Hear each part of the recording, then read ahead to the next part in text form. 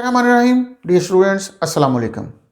आज की इस वीडियो में हम आर्टिकल 3.11 ऑफ फर्स्ट ईयर बात करेंगे रॉकेट प्रोपल्शन की। रॉकेट प्रोपल्शन क्या है कि जब रॉकेट ऊपर की तरफ लॉन्च करना होता है तो उसके अंदर फ्यूल को बर्न किया जाता है।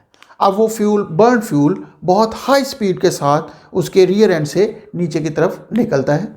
जब वो हाई स्पीड फ्यूल इजेक्ट हो रहा होता है आफ्टर बर्निंग, यानी हाई स्पीड गैसेस बाहर की तरफ बर्न होकर निकलती हैं, तो रॉकेट उसके बराबर ऑपोजिट डायरेक्शन में मोमेंटम गेन करता है।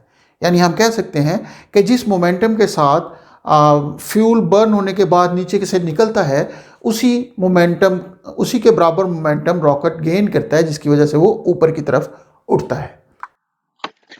इस वीडियो में हम देख सकते हैं कि जब रॉकेट स्टार्ट होता है तो उस वक्त बहुत ज्यादा फ्यूल बर्न होना चाहिए ताकि उसको एक अप थ्रस्ट मिल सके। अब अगर रॉकेट को उसके वजन के बराबर अप थ्रस्ट नहीं मिलता तो वो ऊपर की तरफ उठने के काबिल नहीं होगा। लेकिन जब अप थ्रस्ट जो कि फ्यूल के बर्निंग के बाद इजेक्शन की वजह से हो रहा है, वो अगर प्रॉपर मिल जाए तो वो ऊपर की तरफ उठना शुरू हो जाता है। अब किसी भी रॉकेट के स्ट्रक्चरल सिस्टम में अगर देखा जाए तो उसका बॉडी होगा, उसकी नोज कोन होगी और उसके फिन्स होंगे। जबकि प्रोपल्शन सिस्टम उसमें इंजन, फ्यूल और ऑक्सीडाइजर शामिल होते हैं।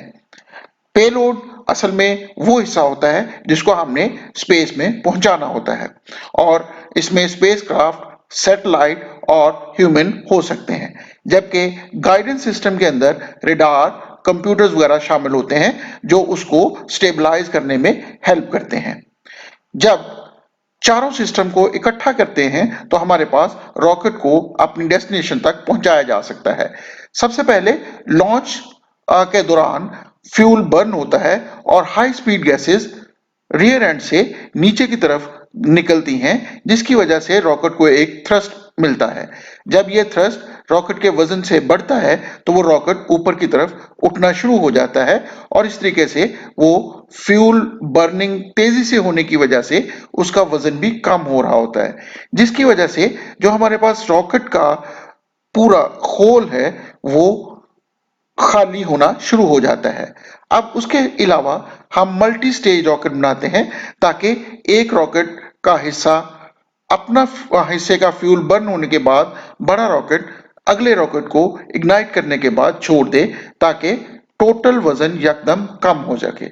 उसके बाद एक खास स्टेज पर पहुंचने के बाद कट ऑफ हो जाता है इंजन, और वो अपने मदार में खुद ब खुद रॉकेट घूमना शुरू हो जाता है। इस तरीके से हमारे पास रॉकेट अपनी स्टेज पर मुकम्मल पहुंच जाता है। लेकिन जैसे जैसे रॉकेट ऊपर उठ रहा होता है उसका मास डिक्रीज कर रहा होता है, और जब मास डिक्रीज कर रहा होता है उस पर लगने वाली फोर्स अगर सेम हो, मास डिक्रीज कर रहा होगा, तो वो एक्सेलरेशन भी गेन करेगा। इसी वजह से जब वो ऊपर की तरफ उठता है तो वो यूनिफॉर्म वेलोसिटी के साथ नहीं जा रहा होता, बल्कि पहले उसकी चेंज इन वेलोसिटी थोड़ी होती है, लेकिन आहिस्ता आहिस्ता वो बहुत तेज़ी से उसकी वेलोसिटी तब्दील होती है और वो बुलंदी की तरफ जा रहा होता है। तो हम ये कह सकते हैं कि जैसे जैसे वो बुलंदी की तरफ जा रहा है उसकी rate of change of velocity यानी उसमें एक्सेलरेशन बढ़ता जाता है। अब एक टिपिकल रॉकेट का ऑलमोस्ट 80% ऑफ मास फ्यूल पर मुश्तमिल होता है।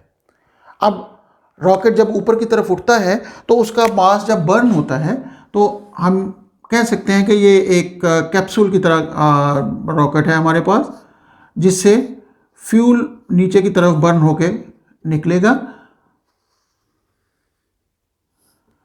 अब रॉकेट में से जब फ्यूल नीचे की तरफ बर्न होकर निकल रहा है उस वक्त ड्यू टू रिएक्शन ये ऊपर की तरफ मूव करेगा। अल्टीमेटली इसमें अगर हमारे पास 80% सिर्फ ये लॉन्च मास है जिसको हमने स्पेस तक लेके जाना है, बाकी सारे का सारा फ्यूल है, और ये fuel in the form of liquid और सॉलिड हो सकता है, और उसके साथ साथ ऑक्सीजन भी मौजूद होती है। इस ऑक्सीजन का मकसद ये होता है कि जब ये बहुत बुलंदी पर चला जाता है जहाँ पे बर्निंग के लिए ऑक्सीजन सफिशेंट नहीं होती, तो वो ऑक्सीजन वो इस्तेमाल कर रहा होता है, जिसकी वजह से वो फ्यूल को प्रॉपरली बर्न कर सकता है। तो जब ये ऊपर की तरफ जा रहा होगा तो ऑलमोस्ट 10,000 किलोग्राम पर सेकेंड फ्यूल बर्न कर रहा होता है। यानी जब स्टार्ट लेता है वो तकरीबन 10,000 किलोग्राम पर सेकेंड फ्यूल बर्न करेगा। और जब इतनी हाई और ये फ्यूल जो बर्न फ्यूल होता है उसकी वजह से जो गैसेस बनती हैं वो तकरीबन 4,000 मीटर पर सेकेंड की स्पीड से यहाँ से इजेक्ट हो रही होती हैं। तो अल्टीमेटली जैसे हमने बात की थी force due to water flow, उसमें हमने देखा था कि जो मोमेंटम है वो इन दो चीज़ों पर डिपेंड करता है कि मास पर यूनिट टाइम कितना है और स्पीड में चेंज कितनी आ रही है। तो इसका मतलब यहाँ पे एक हाई मोमेंटम गेन होता है जिसकी वजह से वो रॉकेट उसी मोमेंटम से ऊपर की तरफ उठेगा। और rate of change of momentum हमारे पास फोर्स होती है, तो इसका मतलब इस पर एक अपवर्ड डायरेक्शन में फोर्स एक्ट कर रही होती है जिसकी वजह से ये रॉकेट ऊपर की तरफ जा रहा है। अब ये हमारे पास जब इतनी हाई रेट से फ्यूल बर्न हो रहा है तो इसका मतलब फ्यूल की मिकदार बहुत ज़्यादा होनी चाहिए। अब फ्यूल की मिकदार अगर बहुत ज़्यादा रखनी है तो उसके लिए जो कंटेनर या ये जो कैप्सूल हमारे पास मौजूद है रॉकेट का, ये भी बहुत हैवी किस्म का होगा। और अल्टीमेटली यहाँ तक अगर ये खाली भी हो जाता है तो इसके बावजूद ये हिस्सा इसके साथ ही जा रहा है जिसकी वजह से इसका अपना एक वज़न होगा। अब जब इसका अपना वज़न होगा तो उसके लिए ज़्यादा एनर्जी खर्च करना पड़ेगी फालतू मास को कैरी करने के लिए। तो फिर ये किया जाता है कि इसको मल्टी स्टेज रॉकेट में तब्दील कर दिया जाता है। अब मल्टी स्टेज रॉकेट से क्या मुराद है? मल्टी स्टेज रॉकेट से मुराद ये है कि इसको छोटे छोटे रॉकेट्स का मजमुआ बना दिया जाता है कि जब एक रॉकेट अपना फ्यूल बर्न कर देता है तो ये अगले रॉकेट को इग्नाइट कर देता है और ये खुद नीचे गिर जाता है।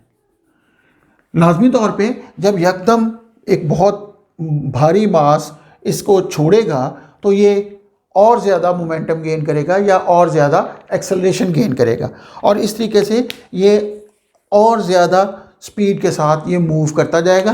तो जो हमें फालतू मास इसके साथ इसके होल की सूरत में जा रहा है उसको हम आहिस्ता आहिस्ता करके डिस्कार्ड करते जाएंगे।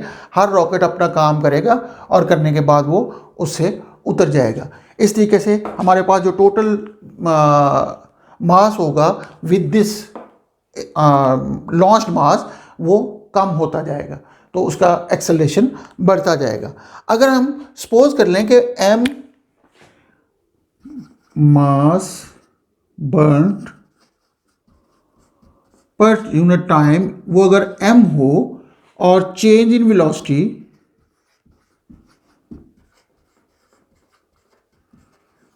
वो अगर v के बराबर है तो उस सूरत में हमारे पास जो फोर्स बनेगी वो बन जाएगी मास बर्न पर second into change in velocity यानी mv। अब अगर इस mv को देखा जाए तो ये m यहाँ पे मास नहीं है बल्कि ये मास पर यूनिट टाइम है। Mass per unit time multiplied by change in velocity force के बराबर होती है, जो कि हमने ड्राइव भी किया था इन वाटर फ्लो में। तो यहाँ से फोर्स चूँकि ma के बराबर होती है तो इसको हम कह सकते हैं कि अगर total mass of the rocket m है और उसका एक्सेलरेशन a है तो this should be equal to mv। Again ये मास m असल में मास नहीं है बल्कि मास पर सेकेंड है जो कि बर्न होने के बाद नीचे निकल रहा है और ये वेलोसिटी नहीं है बल्कि चेंज इन वेलोसिटी है। इस वजह से हम mv को फोर्स कह रहे हैं। तो यहाँ पर a किसके बराबर आ गया? mv over capital M। अब mv ओवर कैपिटल M ये मास ऑफ द रॉकेट है।